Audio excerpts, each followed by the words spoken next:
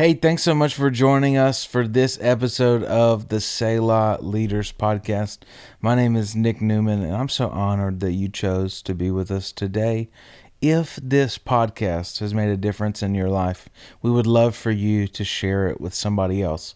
You can like, comment, share, subscribe, and whatever else they say to do with podcasts these days. But man, we're excited. We're second episode of 2024. Yeah. Second episode of 2024. I was also going to say, a lot of people are doing this thing now. I've seen more and more of it. We're like sharing clips on Instagram, sharing clips with their family, with their friends. There's like podcast apps now that actually give you the ability to like share an excerpt, like something that stuck out to you. So do that. If you've got one of those fancy podcast apps, I don't know if Spotify lets you do it or not, but it just was a random thought that occurred to me. And I'm like, hey, I feel like we should share this. So Yeah, well, come on, clip it. Yeah. I about said clip it and snip it, but that feels like a ad for, vasectomies. And so, sorry,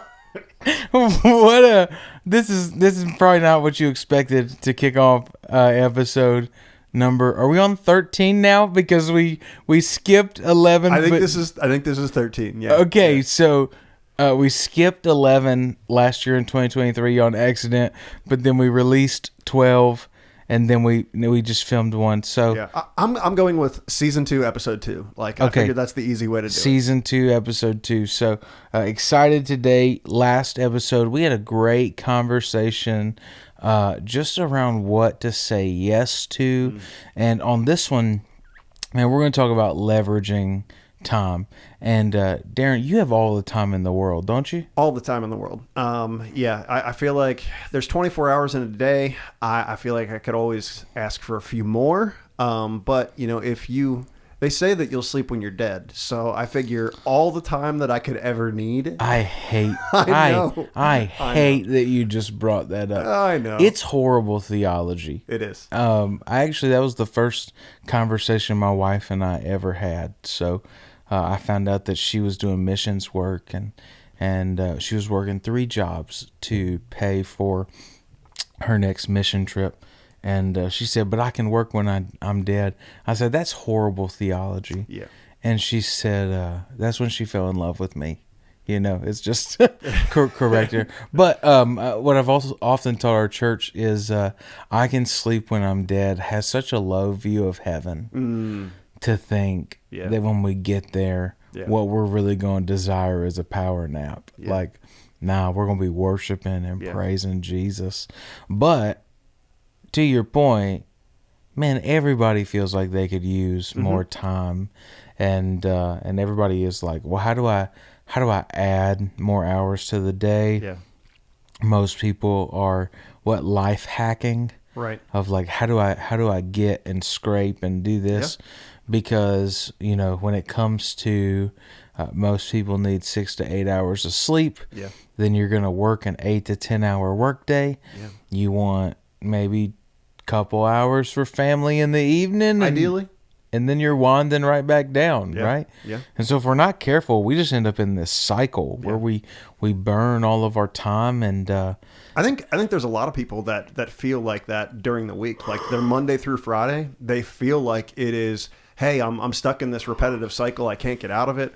I know for me, it's like I'm up at 5:30 every day, and gosh. I don't go to bed until somewhere between 9:30, 10 every night. And so it's like you feel like you're stuck in that repetitive cycle over and over again, and it's okay. I'm just working for the weekend now. Like that's when I'll get my free time back. And then the weekend gets there, and you're like, oh, I have ministry stuff to do now. I have hey, the kids want to go run and do this, or my wife wants to run, and let's go to the store together as a family. And like all of a sudden, hey, all that time you felt like you had is gone. Yeah, and not just time, but when you think of like energy management. And I heard something the other day that men on average speak 5,000 words a day. Women speak 15,000. And so when your husband gets home and you want to talk and do all this stuff, he's already used his words for the day, right? Like because he's used that time to do something, and now he's exhausted. And so when we look at time, what I think is really important for us to understand, and I said it in the last episode, like as a precursor, I was tagging it for this one because we knew this was coming. Yep. But it's a principle that it's a statement that's really helped me with time, because the idea of if I just had a couple more hours, if I could just get, an extra day in the week, we think all these things will actually help us. But the truth is, you have all the time you need to do everything God has called you to do. Come on. And if I have all the time I need to do everything God has called me to do, and I'm consistently running out of time, there may be some things that God has called me to do that I haven't said yes to. Wow. Or there may be some things that God hasn't called me to do that I haven't said no to yet. Wow. And when we talked in the last episode about what gets your yes, what gets your no, I think too often we don't reevaluate our yeses. And so we have these non-expirational yeses. And I was talking to a guy the other week he just started a new job. He's leading a small group. He's working now 60 plus hours a week, and he's trying to coach one kid's basketball and one kid's soccer or something like that. I'm probably getting the sports wrong. Might be basketball and softball or something. But and he's like, I'm completely exhausted. And it's like, well, when's the last time you redefined? Have you asked God what he's called you to do in this season? Yeah. Because you may need to take a break from does your kid need you to teach? Yeah. Do you have to be their coach? Right. Because I think and I'm not going to hit a big soapbox really quick, but it's okay for you to show up for your kid and not be their coach. I think some dads wrestle with this inability of feeling useful or valuable, so they can't attend their kid's game unless they're actively having a lead role in it. So they jump into coaching, which is a significant overcommitment for them, just to feel validated for their presence. And you don't have to do all that. But that's a different. we could Whole go nother conversation. We could go real deep, into that. But I think understanding you have all the time you need to do everything God's called you to do is important, because if not, you live with envy of this idea that, if I just got more time. We all have the same access to 24 hours. Right. We've all been given 7 days a week. Every single person's on an equal playing field when it comes with the amount of time or hours in the day. Yeah. The question is, what are you going to do with it? Right. Right. And I think that's one of the hardest parts for so many people is you get caught up in what am I going to do? And just the little things, just thinking about, hey, even that quality family time. Well, is that quality family time in the living room in front of the TV? Or is that quality family time, going out and doing an activity, Topgolf, or, doing something where you're spending that time together? I know for me, I love to go spend time in the outdoors because I sit behind a computer screen all day. I don't need to sit in front of another screen. My family, they're not big fans of the outdoors. And so we have to find compromise in other areas. Yeah. But I think, again, it goes back to, how are you prioritizing that time? How are you making sure that you're maximizing the value that you're getting from the time that you do have? Well, and this is typically in the conversation where people go, so what you need is time management. I hate time management. Time management. Oh, and you'll get the emails from employers. Yeah. They're like, 5 tips for better time management. And for years, man, I went on this time management kick, and I tried everything. I tried task apps. I got ADHD, right? So, and that's just not some people say I got diagnosed with it, whatever. I started medication for it about a year ago, almost, and I think it's going great. I feel more focused than ever, but, people go, oh, you need to manage your time. I've read so many time management books. I've tried apps. I've tried different calendars. I've tried all these things.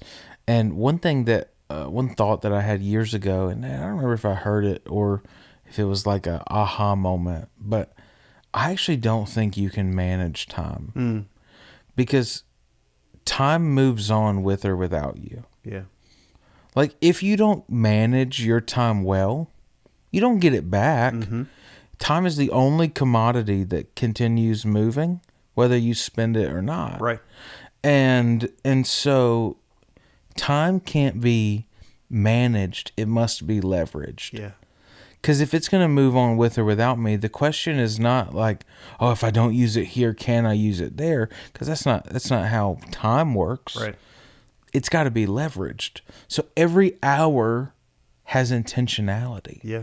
And we're a rest-focused organization. Selah Leaders podcast, Selah Leaders as an organization as a whole is focused on rest. So I'm not saying like every hour that you're breathing, you have to be doing something. Yeah. Like I was watching a guy the other day who was like, I wake up at 4 a.m. and I start answering emails, and then I'm like, that's horrible. No, that's terrible. You know, like that's not what I'm saying. But I am saying you should do inventory on how you leverage your time. Are you leveraging your time? Let me ask it this way. Is the way you leverage your time helping you get to where you want to be in the future? Or is it just maintaining where you currently are? Because time's not promised to any of us. Right. And so many of us, even as leaders, especially high-driven, high-capacity leaders, we've got goals, we've got aspirations. Are you leveraging your time to help you achieve what you feel called to do, or what you feel like kind of the direction of your life is? Because if not, you're going to blink. Right. And it's going to move on. I mean, every year we go, how in the world did it go by this fast? Right. And so for years, like I saw this, especially we really believe that leaders are learners. I would see this with book reading in my personal life. And I would go, man, I want to read X number of books this year. And if I just manage my time right, I can read those. And then I'd get to like October and go, dude, I read one book this year. And it was only like I kind of read the book. Like I still got like 45 pages left, and I skipped chapter 4 because it looked boring, But if I know that where I'm heading is going to require me to learn some things, and I go, hey, I need to leverage my time today to read. My book rhythm is I read one chapter a day of whatever book I'm in. Yeah. Like I can typically read there's some days I'll read more, but that's kind of like my threshold, and I'll knock out 20, 30 books this year because if I can leverage 15 to 20 minutes today, I can move the ball forward. And that's what makes the difference. Yeah. The difference is not made in the big things we do.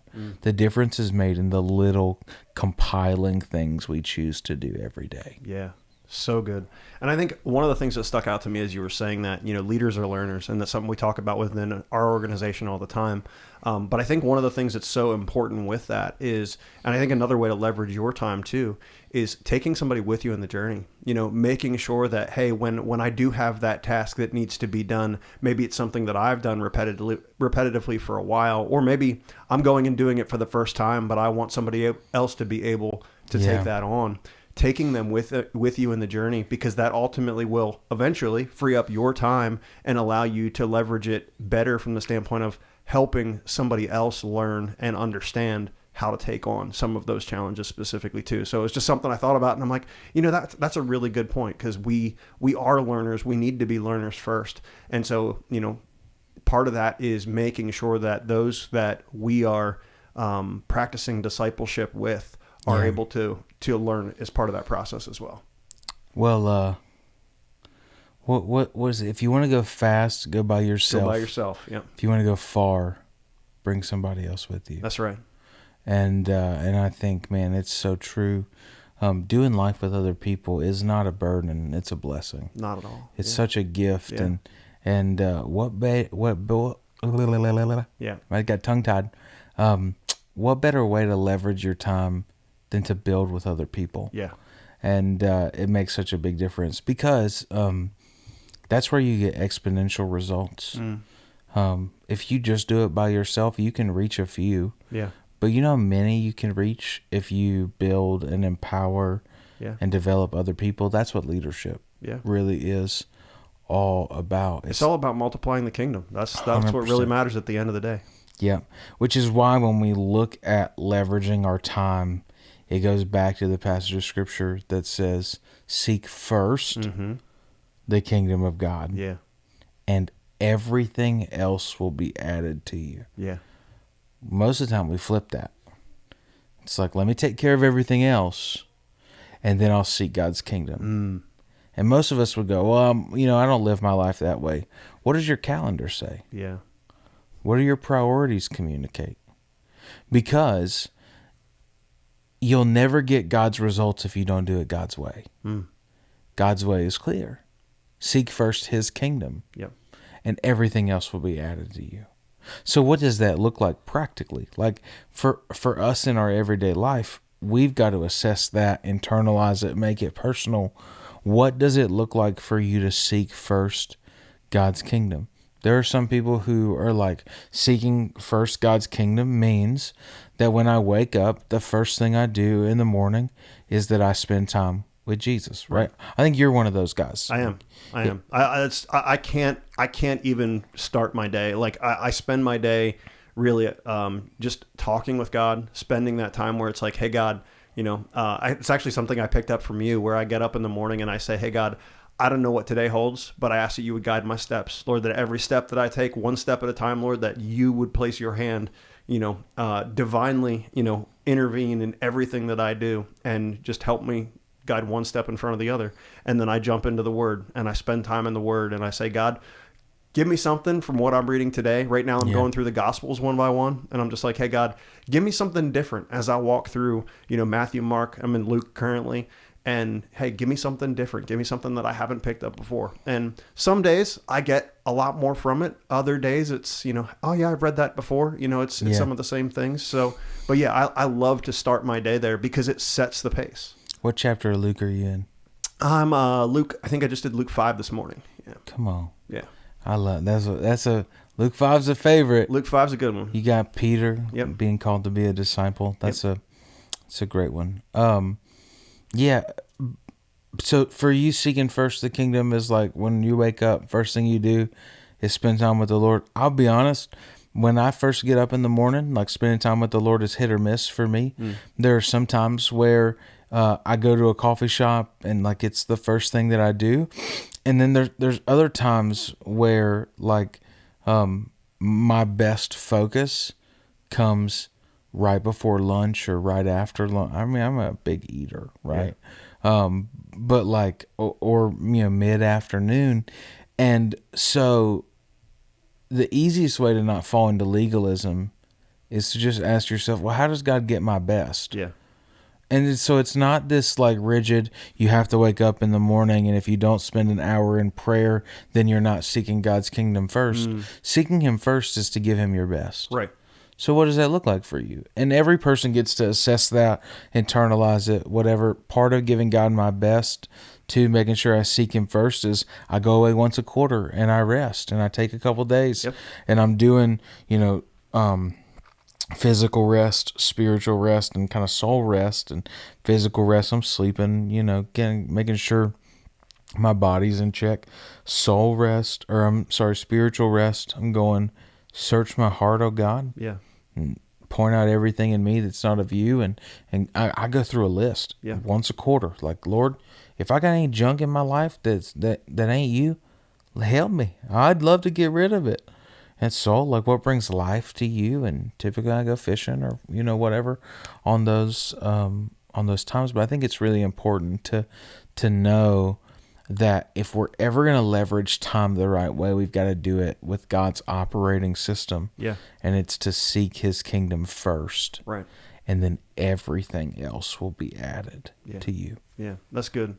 And I think for me, one of the big things is I operate at my best when I have that opportunity to just shut off everything that's around me, and just be able to just be still and to listen. And oftentimes, in a house with 2 dogs and 2 kids, and things get busy, and things get busy quick, especially in the mornings when you're getting people ready for school and other things. And so having that hour and a half that's just me and God, and just be able to just sit quietly, it's a great way to give God my best. And it's a great way to also say, hey, God, use me today. Use me to impact people around me, even if it's not just outright sharing the gospel. It's them recognizing that you're at work within me. Yeah. And I think that's just something that, what better way to allow God to use you to build the kingdom than to just say, hey, I'm yours, God. Like, whatever you need me to do, I'm here to do it today. That's so good, dude. I want to be just like you when I grow up. Oh, I love that. Yeah. So we've got a leader submitted question. I do that every so often, but no, we have a leader submitted question this week. I really like this one. It comes from Christine, and she says, our company is growing fast. How do I determine what member to add to my team next? So, when you look at hiring, there are 2 forms of thought. It really depends on the size and the structure of your organization. One form of thought is what's needed. Like, is there a singular person that's needed that helps, fulfill a specific role? So if your team's growing and you guys are realizing, hey man, our marketing department needs a lot of help. Yeah. We need to hire a graphic designer. Yeah. Well, then you know who to hire. You know who to hire. You know what to hire. I think sometimes people underestimate the value of subcontractors versus hiring. Agreed. So they think we've got to add somebody to our team. But the moment you pull somebody into an office with other people, there's more opportunity for stress and frustration. Most people think, especially pastors, I talk to them all the time. Most people go, well, if I just had a few more staff, I'd be good. No, more people equals more headaches. Yeah. Never miss that. Yeah. Right? It always creates more problems. And so there's nothing wrong with hiring more people. I think you should do it. But the question is, do you need to? Right. Can you hire a company that can handle the marketing for you, or can handle X, Y, and Z that kind of alleviates your need to bring somebody on internal for right now? But for me, when I look at hiring, typically I'm thinking, what allows me to function in my purpose better? So we were kind of in this last season looking at stuff, and I've always had like an assistant that's kind of in a volunteer role and didn't really know, do I need an assistant? Do I not? They do calendar and they do all this. But we really knew, like, if I'm going to function at my best, I need somebody to do a lot of things. Like, essentially, I need somebody whose role is to help make me more efficient. Right. And to make sure that what I start, I can see through to the finish line. Because if you've been around me for long enough, I can start something with ease. I can also not finish it just as easy, right? It's not difficult. And so I ended up hiring a virtual assistant through Belay Solutions, and it's been a great experience for me. But the hire was easy. Again, that was one of those contractor situations. Could we have brought them internally?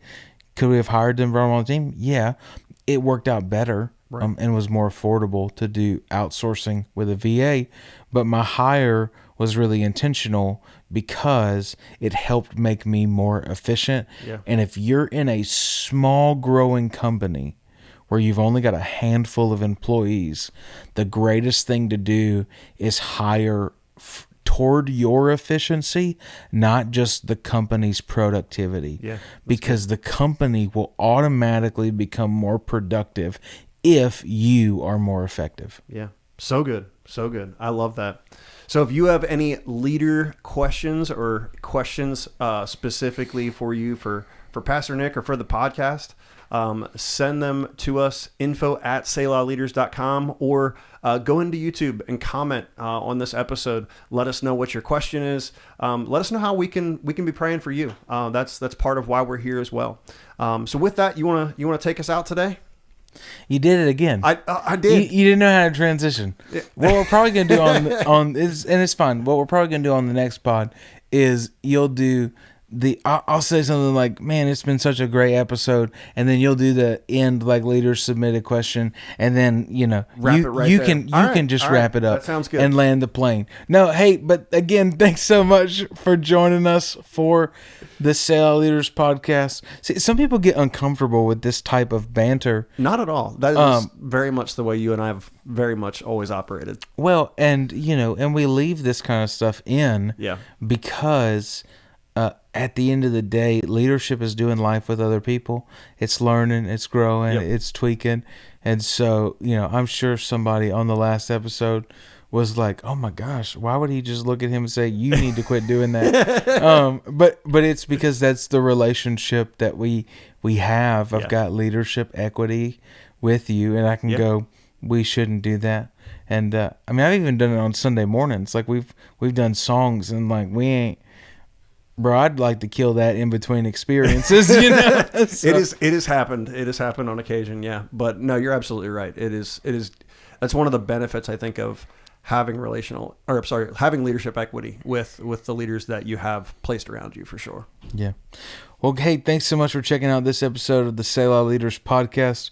Darren already gave you all those details on what you should do. Like, comment, subscribe, share. And we'll see you next time. Hey, thanks so much for checking out this month's episode of the Selah Leaders podcast. Darren and I are so grateful that you chose to spend some time with us today to check it out. But do us a favor, be sure to hit the like button, subscribe, comment, share it with a friend, family, or another leader in your life. It would truly make a huge difference. Yeah, and if you'd like more information, jump over to selahleaders.com.